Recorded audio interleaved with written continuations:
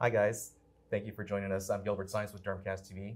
Today with me I have the privilege of speaking to a couple panelists from one of our earlier lectures. We have Ms. Michelle DiBaise, Amy Jones, and Jennifer Winters. Thank you guys for joining us. I really appreciate you taking the time out of your busy schedules just to sit down and talk to us a little bit about this panel that we just listened to. It was really interesting. I picked up a lot of really great information from it, and I just want to say thanks for joining us. Thank you. So, you know, we covered a lot of different topics in this panel, in this lecture, and again, really great stuff. I wanted to kind of maybe pick your brains a little bit one by one and maybe just talk about some of the key points that we listened to during the lecture. And if that's okay with you, I'll just kind of maybe ask you guys some questions and maybe we can get some additional information for our viewers. Sure. Okay. Absolutely. Michelle, maybe we can start with you if that's All okay. Right. So I know you did a conversation, or your topic of the lecture was higher education and advanced degrees for the PA profession. So one of the questions that I had are, what are some of the options that PAs have in terms of these advanced degrees or terminal degrees? Yeah. So the options that we have available, one of the more common ones that we see right now is the Doctor of Medical Science. A number of these are being housed in physician assistant programs that already have residential programs, and they have moved into the doctoral world, and they are directed at PAs specifically. But other degrees that are out there that can reach out amongst other health professionals include the Doctor of Health Science, Doctorate of Education, which is generally going to be a residential degree. And then, of course, there's the standard PhD that most of us know that is in a particular field of study, such as biochemistry or some other science field. Interesting. Are there any PhD programs that are particularly geared towards someone that has a PA degree, someone who's like in healthcare? Currently, there are really no PhDs for PAs specifically. They are in their field of science. Okay. So they are more the bench research, the 4 years. You're definitely going to have an oral dissertation and defend your thesis for a PhD. That is the appeal of the Doctor of Medical Science. There are capstone projects that are associated with them, generally either a large project, paper that is written up and disseminated through publication, but you don't generally have to do an oral dissertation and defend that thesis. Okay. As an educator yourself, have you seen any trends in the direction that some PAs choose these terminal degrees? So I think we are seeing a huge movement into the doctoral world for a lot of practicing PAs for several reasons. Some PAs choose to get a doctoral degree because they're moving into academia. And so to move up the promotion and tenure ladder, it is really helpful to have a doctoral degree to help achieve definitely a full professor status, but a lot of times an associate professor that's going to help you get your promotion within academia. We also see people in the corporate world who want to move into administrative positions, working towards their doctorate, because it puts them on parity with other health professionals, whether that's nurse practitioners or even physicians, who, as you know, their MD or DO is a professional degree, right, but this still elevates them to a doctoral level. Okay, very interesting. Where would somebody go to get information about some of these different degree options?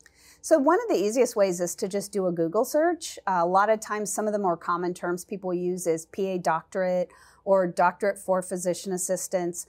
But the easiest way is to just put in Doctor of Medical Sciences or DMSc, Doctor of Health Sciences, unless they really want a Doctorate of Education.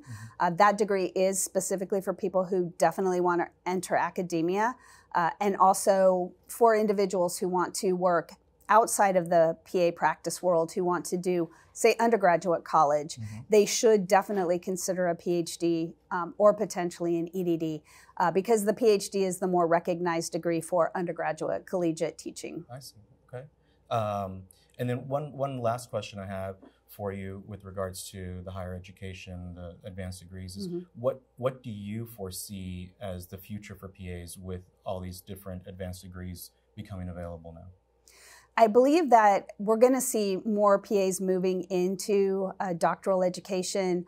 As I said, if they're working in the areas that were previously stated, if they want to move into academia, leadership, administration, the pharma world, those degrees will help them get a foot in the door, help get them up the promotional ladder.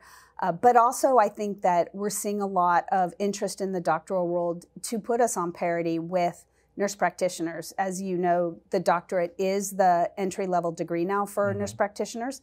They all come out now with a DNP. And so to have that parity, even in the clinical world, might be viewed as giving someone a competitive advantage if they were up against a position with someone with a doctorate. I don't think that we need a doctorate, to be honest, for practicing clinically, but to advance or to maybe give yourself an advantage to get that first job could be seen as an advantage. Or maybe someone who's somewhat of a tenured clinical PA transitioning into a different role. Absolutely. Yeah. Okay, great. Thank you so much. I really appreciate all your great information. I found it, very helpful. I've been in practice almost 20 years now, and so some of these things that we talked about are piquing my interest. So I'm gonna do my Google search and see what I can find. There you go. Thank you. Yeah, thank you, Amy. You had a wonderful lecture as well, and you talked about the role of PAs in pharmaceuticals and pharma.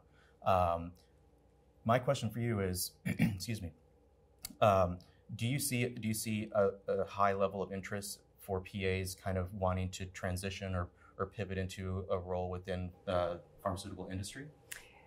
Definitely. I see the interest from both sides. That pharma is starting to recognize more and more the benefits that someone with a clinical background can be for educating and just the networking, the foot in the door that a lot of times that we already have that maybe someone without that experience doesn't have. And then, yes, from the PA standpoint, it's just a little bit different. Sometimes absolutely burnout can contribute to it, but also sometimes you just want something different and you want a little bit more of a stimulus. And there are definitely PAs that are interested in the MSL role, but also the various other opportunities within pharma, medical strategy, clinical development. These kinds of things they lend themselves great to our profession. What do you feel would be a good way for someone who's interested in getting into pharma to kind of research some of these roles and see if they fit their needs? Great question. So there are definitely PAs in all of these roles. So trying to hook up with them and find out what's a day in the life like, and then becoming as connected within the pharma industry as you can from the clinical side. So start making yourself a thought leader and engaging with MSLs and going to ad boards and those kinds of things, just getting that exposure to different aspects of who's who in pharma, that will definitely help. Excellent. Do you feel that the pharma industry has certain criteria that they consider when they're looking to bring on someone from the PA profession into the industry? There are.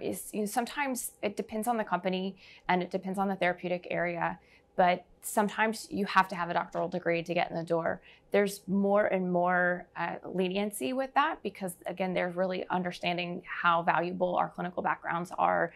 And again, that networking component that we already have as a colleague. You would say that it depends on the company themselves. They may have different criteria as far as what they're looking for, what they require for a candidate for a position within their company. Exactly. So that could be getting your foot in the door with just a master's degree. But sometimes, depending on the company, they want that terminal degree. Sure. So they're more and more starting to recognize why the clinical experiences could potentially be as important or more important than that terminal degree. Okay. Well, thank you so much. I really appreciate it. Thank you. That's a lot of really helpful information. I know that some of my colleagues have shared interest in maybe exploring different roles within pharmaceuticals, industry, and whatnot, and I think it would be super helpful for them to get a lot of this information. So I appreciate you sharing that with us. Thank you. Yeah, Jennifer, you had some really great information for us too. I think your insight as far as what the future holds for the PA profession was really helpful and insightful for me. Some of the things that I had questions about are what are some of the things that you see on the horizon for the future of the PA profession? If you could maybe share some thoughts on that. Sure. Well, the only thing constant is change, and it is changing all the time.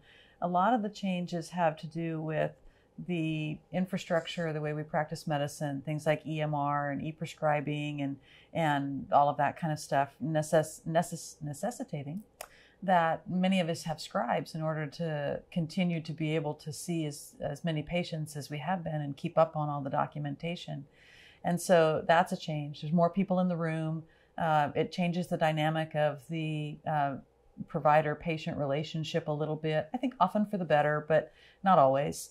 Sometimes patients may not be as willing to open up about something, and you may have to read the room and see if you need to excuse the scribe temporarily. It may also matter if the scribe is a different gender, especially if it's a female provider. I find that a lot in my practice. Right. So that's a consideration. Legislative changes are on the horizon, and for many of us, we're looking forward to that particular change, hoping that we have a broadening of the autonomous practice, not independent. We're not looking to go out and hang up our own shingle. We're looking to be able to legally do what most of us are already doing, which is take care of people on a daily basis and interact with the physician when we have questions. And the newer PAs who don't have as much experience have to do it more often than the PAs who've been doing it for a long time. Right. So I think that, the legislative things and, continued government regulations and infrastructure are probably the major changes. Patients are patients, and relationships are relationships, and disease processes, while we may have better treatments, the processes themselves don't change so much. Maybe our understanding. Yeah. I couldn't agree more. I think, the day in and day out of patient care can sometimes just really have an effect on people in different ways. And to kind of piggyback on your sentiment about, changing and evolving, I feel like there's a lot of challenges in medicine, and medicine is constantly changing and evolving, as you said.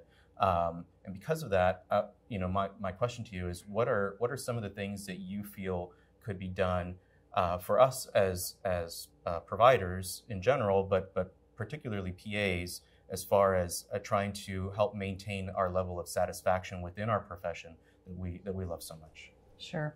Well, so many of those changes are out of our control. And when you don't have control over a situation, you can get frustrated and burned out. The government regulations, having to click all the boxes in the EMR gets tedious and difficult. And having to have that extra staff member just to be able to do those kinds of things is overwhelming at times. So it helps to maintain your passion for what you do by sometimes taking a little break from that. We go to work every day, we see the patients, we take care of them, we do the paperwork, we write the prescriptions. But at some point, it helps to break away, and going to a conference such as we're currently at here in Los Angeles is tremendously helpful, and talking with other people who do the same thing that you do, especially if you're the only PA in a practice, especially. But even if there are other PAs, you may not all see things exactly the same way. So coming here, talking to other folks who do what you do, if nothing else, realizing that everybody's in the same boat, that helps spread the misery around a little bit sometimes.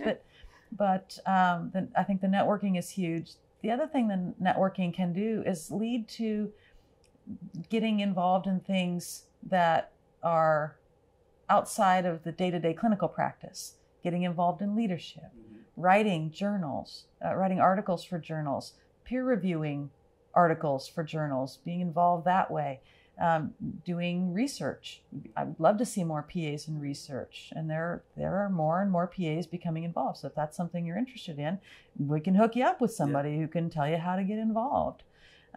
If you can't quite do that, maybe you've got small children at home, precept students. The students are energizing. They want to learn. That's all new to them, and so you get to see things with a fresh set of eyes. They'll ask questions that you actually have to answer, and you have to justify sometimes why you did what you did, and remember why you're doing what you're doing. It's an ego boost, because the patients will often say, you're so lucky to have this provider, and so you get to hear that kind of stuff. So precepting students, I think, is huge. Plus, you're paying it forward. Somebody trained you, and you're there then to train the next generation. If your facility won't let you do that, and sometimes that's the case, volunteer for a local free clinic. Those patients are grateful. They don't have care otherwise, and often not specialty care, because the free clinics are usually staffed by primary care providers and often retired folks. Right. So having specialty care at a free clinic is huge, huge. Give a talk to middle school kids. Teach them about your profession. They're energetic. I give a talk where I let these all girls, middle school girls, and they're trying to get them interested in STEM courses. I let them sew on pig's feet. They're fascinated. Yeah. They love that stuff. So there's things that you can do that don't necessarily take a lot of time, that just give you a little bit of energy boost and maybe help push the burnout back a ways. So what we're all looking for. I think so. I agree. Especially as we, move in our profession and in our careers, the longer we're in it, you kind of start to forget why you got into the profession to begin with. So on that note, I want to thank you ladies for your time. I really appreciate you coming to speak with us. I'm sure our viewers will find all this information super helpful. And I really, again, I can't thank you guys enough for joining me and taking time away from your busy days here at SDPA. Thank you guys. Thank you. With SDPA here in Los Angeles, I'm Gilbert Saenz. Thank you so much.